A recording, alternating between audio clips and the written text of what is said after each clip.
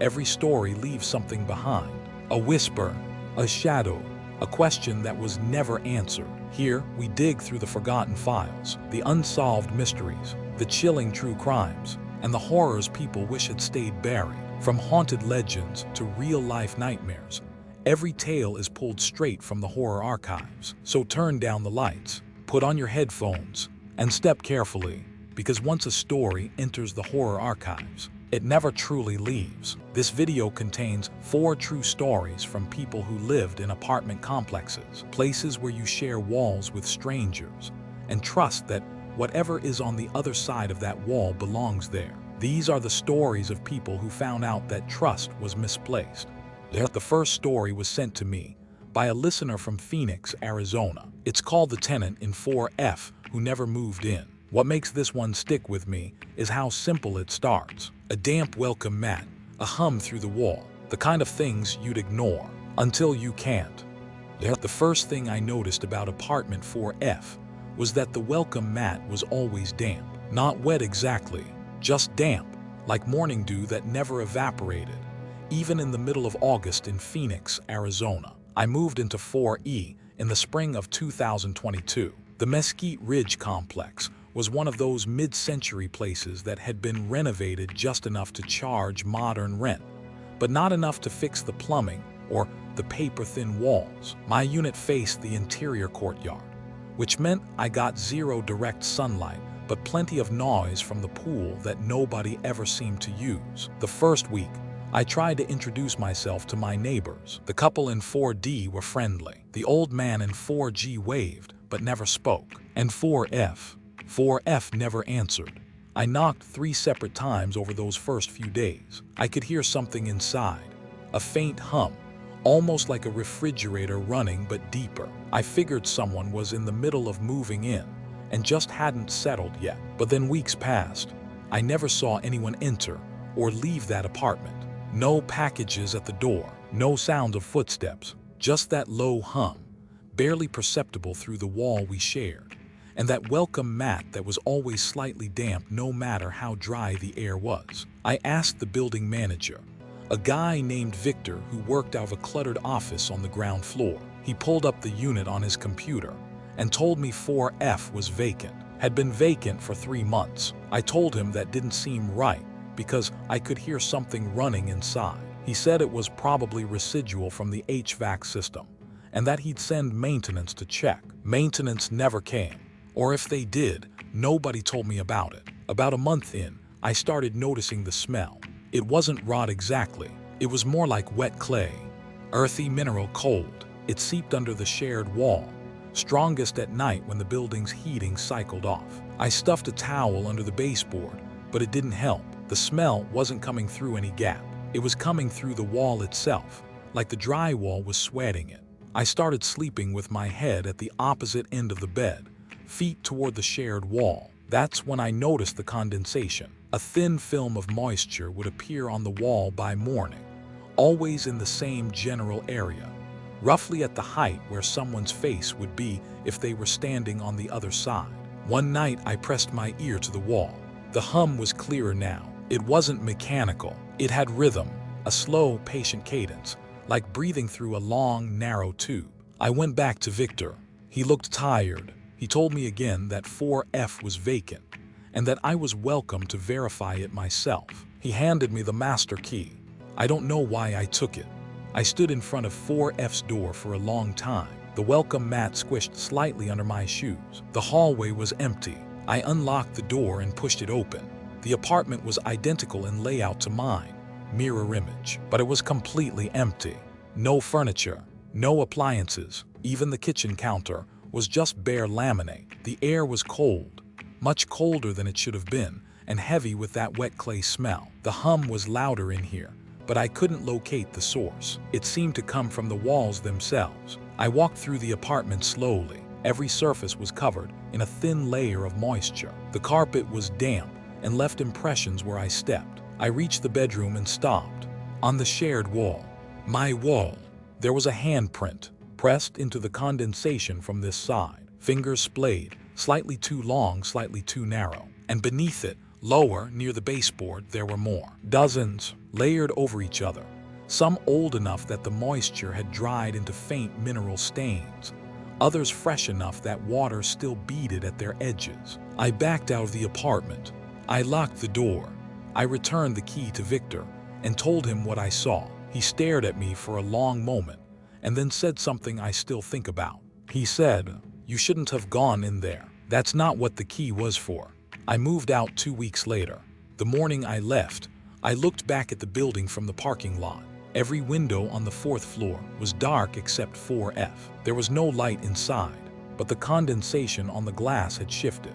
It looked from that distance like the outline of a face pressed against the window from the inside, watching me leave. The next story takes place in a converted warehouse in Chicago. The person who submitted this worked night shifts and got home late, which meant they were usually the only person in the elevator. This one is called The Hallway That Added a Floor, and it's the kind of story that makes you want to take the stairs for the rest of your life. I lived on the 7th floor. The building only had 7 floors, so when the elevator opened on 8, I knew something was wrong. This was in Chicago, a converted warehouse near Pilsen that had been turned into loft apartments around 2018, the kind of building where exposed brick was a selling point, and the freight elevator still had the original cage door. I'd been living there for about a year, working nights at a data center, getting home around 2 or 3 in the morning. That night I stepped into the elevator in the lobby around 2:15 a.m. I pressed 7. The elevator climbed. I was looking at my phone, half asleep, when I felt it stop. The doors opened. I stepped out without looking up. The hallway was wrong. It took me a few steps to register it. The carpet was the same industrial gray, but the lights were different. Instead of the warm LEDs they'd installed during the renovation, these were fluorescent tubes behind yellowed plastic panels. Some of them flickered. The ceiling was lower than I remembered, and the air had a stale quality, like a room that hadn't been ventilated in years. I turned around. The elevator doors had already closed. I looked at the apartment numbers on the nearest door. 8A. I looked down the hallway. 8B, 8C. The layout was identical to my floor. Same number of doors, same spacing, same fire extinguisher mounted between the 3rd and 4th units. But everything felt older. The paint on the doors was a shade of green I'd never seen in the building, chipped at the edges, revealing layers underneath. I pressed the elevator button. Nothing happened. The indicator above the door didn't light up. I pulled out my phone to call someone, anyone. No signal, not even a single bar. The Wi-Fi list was empty. I started walking down the hallway, looking for the stairwell. It should have been at the far end, through the fire door. I found the fire door. It opened onto a stairwell that went down but not up. There was no roof access. There was nothing above this floor. I started descending. The stairs looked normal for one flight. Then I pushed through the door on what should have been the 7th floor, my floor. The hallway was identical to the one I'd just left. Same flickering fluorescence, same green doors, same stale air. The numbers read 8A through 8F. I went down another flight. Same thing. Floor 8 again. Same hallway, same layout, same smell. I did this 4 more times. Every floor was 8. I stopped on the landing between what should have been floors 3 and 4. I sat on the steps and tried to slow my breathing. The stairwell was silent except for a sound I hadn't noticed before. A faint tapping, irregular, coming from somewhere above me. It sounded like someone descending the stairs very slowly, one step at a time, pausing between each one. I held my breath and listened. The tapping stopped when I stopped moving. It resumed when I started again. It was matching my pace, staying exactly 1 flight above me. I moved faster. The tapping moved faster. I stopped abruptly. Silence. Then, after about 10 seconds, 1 more tap. Just one. Like whoever it was had taken 1 extra step before catching themselves. I ran. I went down flight after flight. The number 8 repeating on every landing. The tapping above me accelerating into something too fast and too rhythmic to be footsteps. It sounded like fingers drumming on concrete. I burst through the ground floor door and stumbled into my own lobby. Real lobby. Warm lighting. The security camera blinking red in the corner. The elevator sat open and waiting. I took the stairs to the 7th floor, my real 7th floor, with the warm lights and the right carpet and my door with the deadbolt I'd installed myself. I never took the elevator after 2 a.m. again, but about a month later, I was leaving for work around 11 p.m. and I glanced at the elevator panel in the lobby. The buttons go from L to 7. They've always gone from L to 7. But that night, just for a second, when the overhead light flickered, I could see the faint impression of an 8th button, scratched into the metal above the 7, like someone had tried to carve it in with a key. I moved out the following month. I never told the landlord why. This third story might be the most psychologically unsettling one I've received in a while. A listener from North Carolina sent this in, and they asked to remain completely anonymous. It's called The Neighbor Who Lived on My Schedule. It starts with something you'd brush off as coincidence, and it ends somewhere much worse. I heard my own alarm clock go off through the wall. The same tone, the same time, 6:45 a.m. I'd been living in a small complex in Durham, North Carolina, for about 6 months. It was a quiet building, mostly young professionals and graduate students. My apartment was on the 2nd floor, a 1-bedroom with a shared wall on the left side. The tenant on the other side of that wall had moved in about 3 weeks prior. I'd never met them. I didn't even know their name. The alarm thing was the first thing I noticed. I use a specific tone on my phone, an old default Samsung sound that isn't common anymore. The morning after they moved in, I heard it go off through the wall at the exact same time as mine. I figured it was a coincidence. Then I noticed the shower. I take a shower at 7:10 every morning. I could hear their water turn on within seconds of mine. Same duration, about 8 minutes. Same time the water cut off. By the end of the first week, I was paying attention. They left their apartment at the same time I left mine. I could hear their door close moments after I closed mine. When I came home from work at 5:40, I'd hear their door open within a minute of mine. Their microwave ran when mine ran. Their television turned on when mine turned on. I told myself I was imagining patterns where there were none. People who work similar jobs have similar schedules. It was a reasonable explanation. I almost believed it. Then I started testing it. One Tuesday, I set my alarm for 5:00 a.m. instead of 6:45. At 5:00 a.m., I heard the Samsung tone through the wall.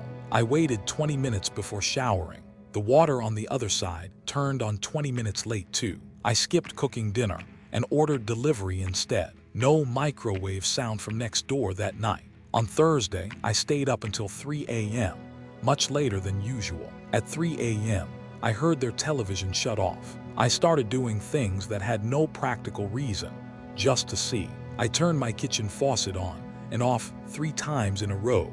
I heard 3 bursts of water through the wall. I dropped a book on the floor deliberately. A few seconds later, a muffled thud from their side. I went to the building office and asked who had moved into the unit next to mine. The property manager checked and said it was a man named Daniel Reese. She said he'd submitted his application normally, passed the background check, paid his deposit. She asked if there was a problem. I said no. I looked up Daniel Reese online. I found nothing. No social media, no LinkedIn, no public records that matched the age range or location. It was like the name existed only on that lease. That Saturday, I decided to confront this. I walked to their door and knocked. I heard footsteps approach. They stopped on the other side of the door. I could see the shadow of feet in the gap at the bottom.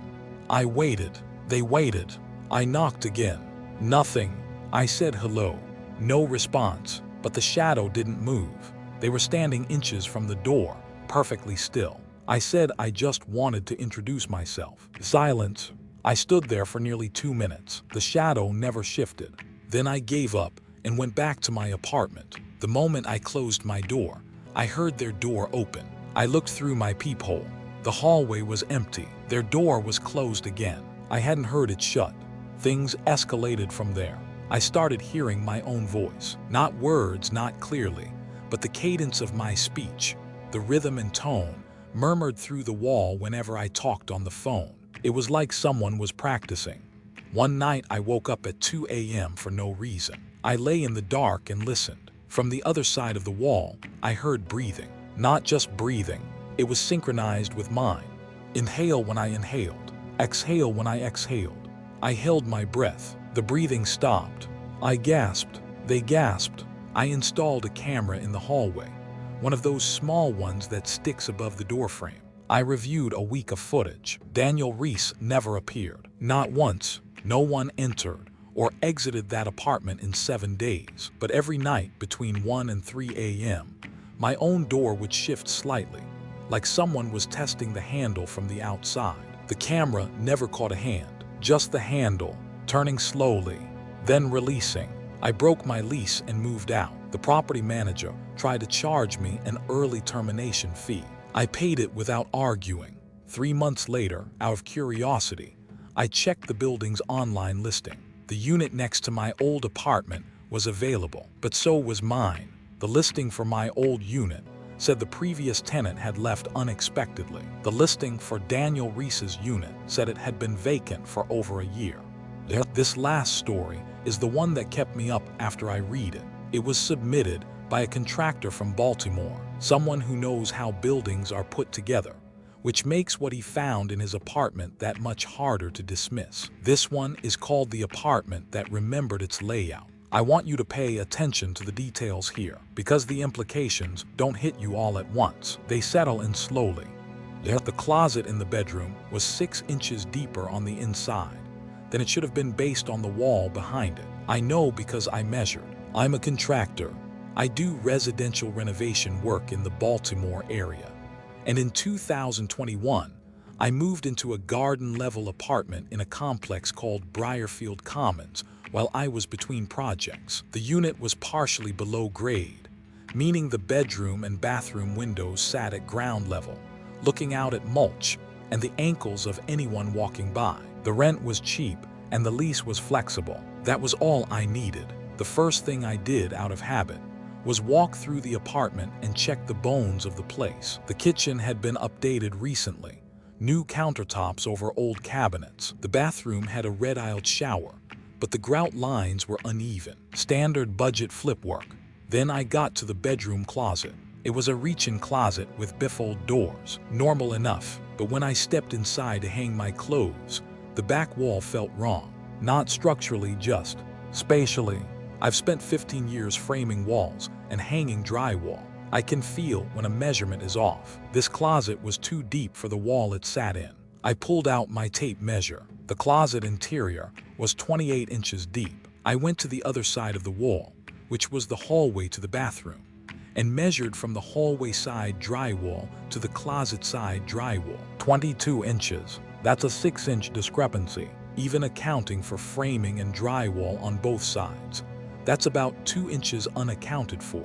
I wouldn't have thought twice about 4 inches of lumber and sheetrock, but 6 inches meant there was dead space in that wall that shouldn't exist. I told myself it was probably ductwork or old plumbing. Garden-level units sometimes have utility chases that run through weird places. But the wall was cold, not cool like concrete against grade. Cold, noticeably colder than any other surface in the apartment. And when I pressed my palm flat against the back of the closet, I could feel a faint vibration. Not mechanical. It was irregular, almost organic, like a pulse with no pattern. I started paying closer attention to the apartment. The layout didn't quite make sense. The bathroom was too far from the kitchen for a unit this size. The hallway had a slight curve to it that wasn't visible to the eye, but became obvious when I ran a laser level along it. The living room was a half-inch wider on one end than the other. None of this is unusual in old buildings, but together it created the impression of a space that had been rearranged, like the rooms had been moved at some point, not all at once, but incrementally over years. I found evidence in the flooring. Under the carpet in the bedroom, there were 3 different layers of vinyl tile, each with a different pattern, and each layer had seams in different places. The walls had been moved multiple times. The room I was sleeping in was not the room that had originally been the bedroom. I started pulling up records. Briarfield Commons was built in 1974. It had been renovated in 1988, 1997, and 2015. Each renovation included what the permits described as interior reconfiguration of select ground-level units. I found 4 permits across 4 decades, all for my unit. Each one had a different floor plan attached. The layouts weren't just different, they were converging. Each renovation made the bedroom slightly smaller and moved it slightly closer to the center of the unit, away from the exterior walls. The living room shrank in the same direction. The closet grew deeper with each version. It was like the apartment was slowly reorganizing itself around that one wall. I decided to open it. I'm a contractor. I have the tools. I told myself I'd patch it before I moved out. I cut a 6-inch square in the drywall at the back of the closet. Behind it was another layer of drywall. Behind that, a layer of plaster. Behind the plaster, wood lath. 4 layers of wall material, each from a different era, each sealed over the last. Behind the lath, there was a space, about 14 inches wide, running vertically from floor to ceiling. The air that came out of it was cold and wet and smelled like iron. I pointed my flashlight inside. The space was too narrow to enter, but I could see the far side. It wasn't another wall. It was earth, bare dark soil packed tight, glistening with moisture, and pressed into the soil about 4 feet up from the floor was a shape. It took me a long time to understand what I was looking at. It was a handprint, and then I saw another one higher up, and another. They weren't pressed in from the hallway side. They were pressed outward, from inside the soil, as if something buried in the earth behind the building had been pushing toward the interior of the apartment for a very long time.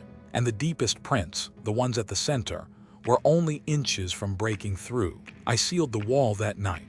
I used construction adhesive and 2 layers of drywall. I moved out 3 days later and told the leasing office I had a family emergency. I drove past Briarfield Commons about 6 months ago. The building is still there, but the garden-level units on my side have been boarded up. Every single window covered with plywood. The leasing office listing doesn't mention them anymore. It's like they were never part of the building. But if you look at the mulch beds along that side of the building, right where my bedroom window used to be, the ground has risen about 3 inches higher than the rest of the landscaping, and it's still rising.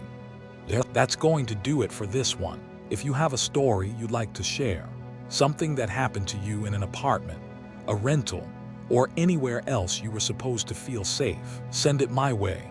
I read every submission. Stay safe out there. And that's where tonight's file closes, but the archives are far from empty.